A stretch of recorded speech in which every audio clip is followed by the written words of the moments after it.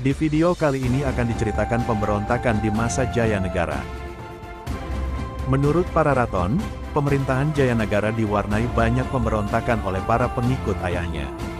Hal ini disebabkan karena Jayanegara adalah raja berdarah campuran Jawa Melayu, bukan keturunan Kertanagara murni.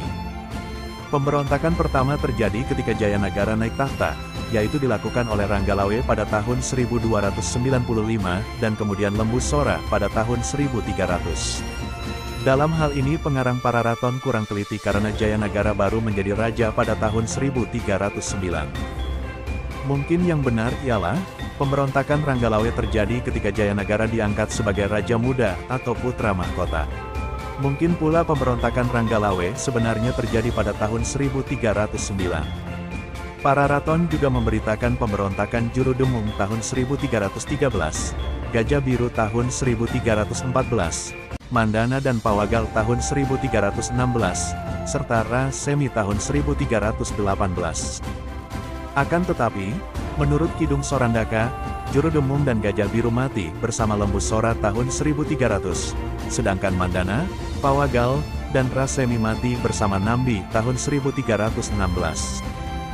Berita pemberontakan Nambi tahun 1316 dalam para raton juga disebutkan dalam Nagara Kertagama, dan diuraikan panjang lebar dalam Kidung Sorandaka.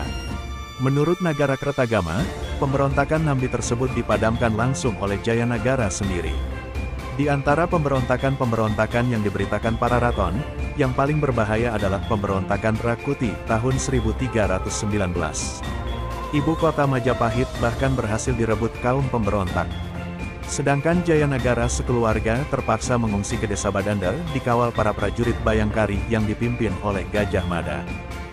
Kemudian, Gajah Mada kembali ke ibu kota menyusun kekuatan. Berkat kerjasama antara para pejabat dan rakyat ibu kota, kelompok Rakuti dapat dihancurkan. Sewaktu menjadi raja, Jayanegara masih berusia muda sehingga dimanfaatkan orang-orang yang merasa tidak puas untuk memberontak.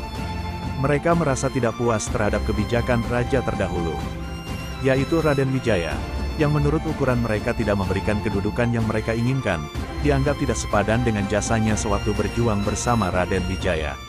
Maka, timbullah beberapa pemberontakan pada masa Raja Jayanegara, diantaranya 1. Pemberontakan Ranggalawe, 1309. Ranggalawe sangat kecewa karena pengangkatan Nambi sebagai patih di Istana Majapahit. Dia hanya diberikan kedudukan yang lebih rendah sebagai penguasa wilayah Tuban. Pemberontakannya dapat segera dihancurkan dan Ranggalawe dibunuh oleh Kebo Anabrang di pertempuran Sungai Tambak Beras. 2. Pemberontakan Lembu Sora, 1311. Lembu Sora memberontak karena mendapat hasutan dari seorang pejabat Majapahit yang bernama Mahapati. Mahapati sebenarnya juga musuh dalam selimut bagi Raja Jayanegara, yang selalu membuat intrik dan konspirasi dalam istana. Pemberontakan Lembu Sora dapat digagalkan pihak istana yang dipimpin oleh Nambi. 3. Pemberontakan Nambi, 1316. Nambi memberontak karena dianggap akan menjadi raja, meskipun Nambi sudah diberi kedudukan yang tinggi sebagai patih istana. Oleh hasutan Mahapati, Jayanegara kemudian menyerang Nambi. Nambi bersama Rasemi sempat membuat pertahanan di Pajarakan, tetapi akhirnya dapat dihancurkan juga oleh Jayanegara. 4. Pemberontakan Putih, 1319. Pemberontakan para Dharmaputra yang dipimpin Rakuti berhasil menduduki istana kerajaan sehingga Raja Jayanegara terpaksa meninggalkan istana. Oleh para pasukan Bayangkari, di bawah pimpinan Gajah Mada. Raja disembunyikan di tempat yang sangat dirahasiakan yaitu di desa Badandar. Atas inisiatif dan usaha dari Gajah Mada maka akhirnya pihak kerajaan dapat menyusun kekuatan dan merebut kembali istana. Akhirnya Raja Jayanegara dapat kembali lagi ke istana. Cukup sekian untuk video kali ini, jangan lupa untuk like, share, komen, dan subscribe. Lanjut part 3.